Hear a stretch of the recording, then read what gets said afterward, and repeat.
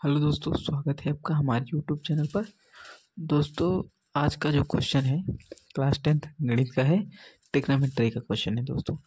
तो यह क्वेश्चन दोस्तों लास्ट क्वेश्चन मैं करा रहा हूँ त्रिकोणमिति का।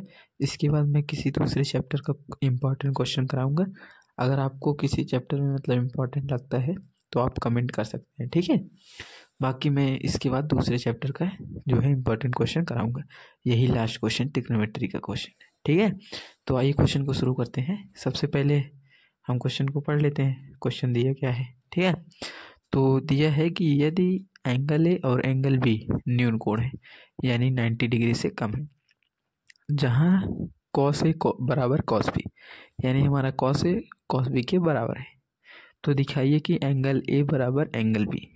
हमें दिखाना क्या है कि एंगल ए जो है हमारा एंगल बी के बराबर है। तो आइए शुरू करते हैं। सबसे पहले दोस्तों हमें करना क्या है कि हम थोड़ा मतलब थ्योरी लिख लेंगे। देखिए कैसे कि माना ए बी सी कोई त्रिभुज है, ठीक है। माना त्रिभुज ए बी सी एक त्रिभुज है। आप ऐसे लिख सकते हैं, आप चाहे जैसे मन हो, आप आपका जैसा मन आप जैसे लिख सकते हैं, ठीक है। आप थियरी अपने मन से भी लिख सकते हैं। तो त्रिभुज ए बी सी एक त्रिभुज है। तो ये हो गया, मैं इसको काट देता हूँ। ए बी सी एक त्रिभुज है। और फिर क्या लिखता हूँ, जहाँ सी डी लंब है ए बी पर, ठीक है। सी डी लंब है, ए बी है ए बी पर। तो ये हो गया। मैं अब जो है फिगर बना देता हूँ, तभी आपको समझ में आएगा। देखिए कैसे, ये मान लीजिए हमारा एक त्रिभुज हो गया, ठीक है। ये हमारा ए बी सी एक त्रिभुज हो गया। फिर मैंने लिखा है कि सी डी लंब है ए बी पर, तो मैंने एक लंब रेखा खींचा जो कि ए बी पर लंब है, तो 90 डिग्री। आप इधर से भी बना सकते हैं बाकी। और सी डी जो है सी डी से शुरू है, तो इसको डी मान लेते हैं, हो गया। तो ये हमारा डी, तो ये हमारा त्रिभुज हो गया ए बी सी, इसमें लंब रेखा सी डी।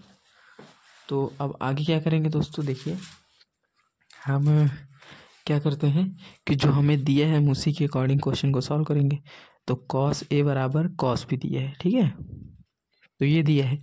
अब आप देख रहे हैं कि इसमें 90 डिग्री दो कोण है, मतलब दो ट्रायंगल जो है 90 डिग्री के। तो देखिए ये हमारा 90 डिग्री यानी समकोण है, ये भी हमारा समकोण है, ठीक है। तो ये एंगल और ये एंगल हमें क्या दिया है कि कॉस ए यानी ये एंगल, इसके सामने पूरे लंब ये, आधार ये, कण ये। तो कॉस ए बराबर क्या होगा दोस्तों, आधार बटे कण। आधार कितना है हमारा ए डी, और कण कितना है ए सी, ये हो गया। फिर बराबर दिया है कॉस बी। कॉस बी के सामने की भुजा ये है, यानी लंब ये, आधार ये, कण ये। तो आधार यानी बी डी और कण हमारा बी सी, ये हो गया। देखिए दोस्तों, अब ये दोनों तो आपस में बराबर हैं, लेकिन ये भी किसी अंक के बराबर होंगे, यानी किसी संख्या के तो बराबर होंगे। तो उस संख्या को हमने क्या माना, के। अब देखिए इसको हम थोड़ा सा सॉल्व करेंगे।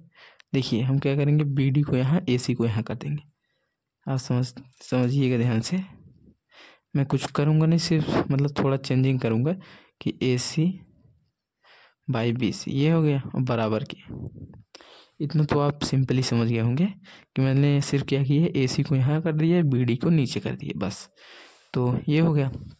अब देखिए अगर हम इसको अलग अलग सॉल्व करें, यानी A D by B D बराबर के, तो हमारा क्या हो जाएगा, ए डी बराबर के बी डी, एक हो गया, ओके।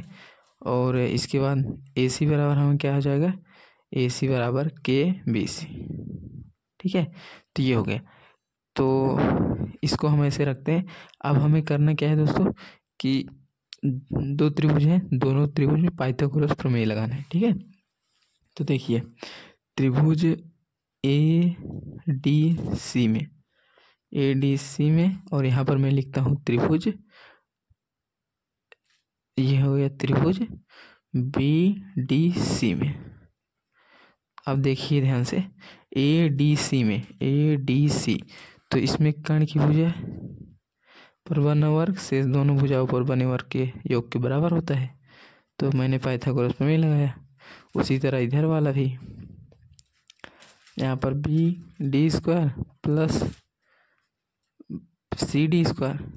ठीक है, अब आप देख रहे हैं दोनों में सी डी कॉमन दिख रहा है, तो हम क्या करेंगे, सी डी को एक साइड कर लेंगे दोस्तों।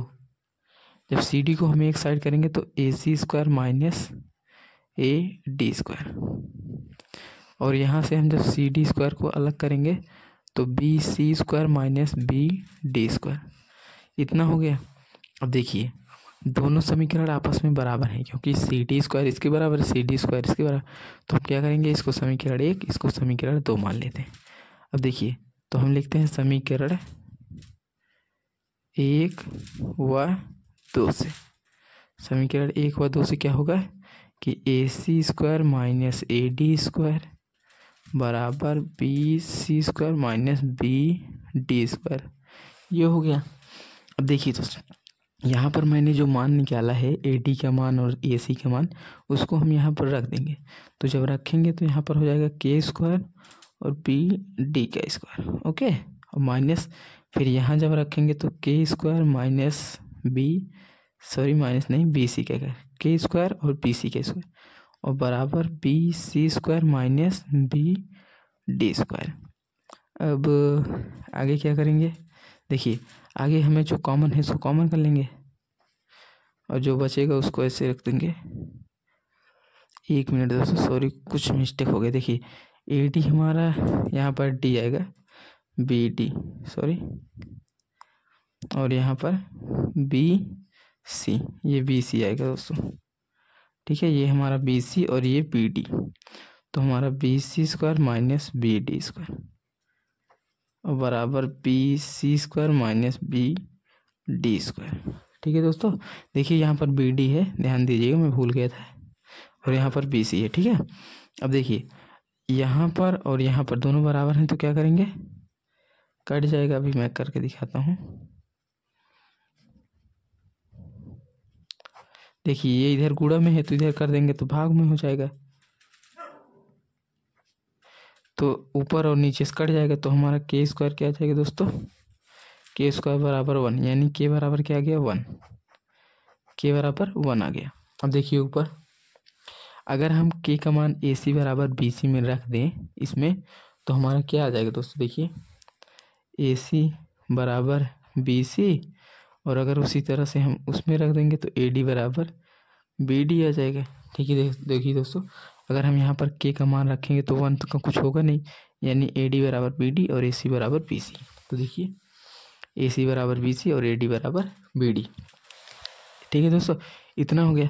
अब देखिए ए सी बराबर बी सी है, तो अगर आप त्रिभुज में देखें, अगर हम बड़ा वाला त्रिभुज लें ए बी सी, यानी ए सी बराबर बी सी, यानी ये वाला ये रेखा इस रेखा के बराबर है। ठीक है, यानी ये भुजा इस भुजा के बराबर है। तो आप जानते होंगे कि देखिए क्या कहते हैं कि समान भुजा वाले समान भुजा के सम्मुख कोण क्या होते हैं, समान भुजा के सम्मुख कोण आपस में बराबर होते हैं, कोण बराबर होते हैं। ठीक है, होते हैं, ये हो गया। यानी ए सी के सामने की भुजा क्या है, ए सी के सामने की भुजा हमारा एंगल बी है और बी सी के सामने की भुजा एंगल ए है, तो ये बराबर हमारा ये आ गया। तो यही में प्रूव करना था, तो यही प्रूव हो गया दोस्तों।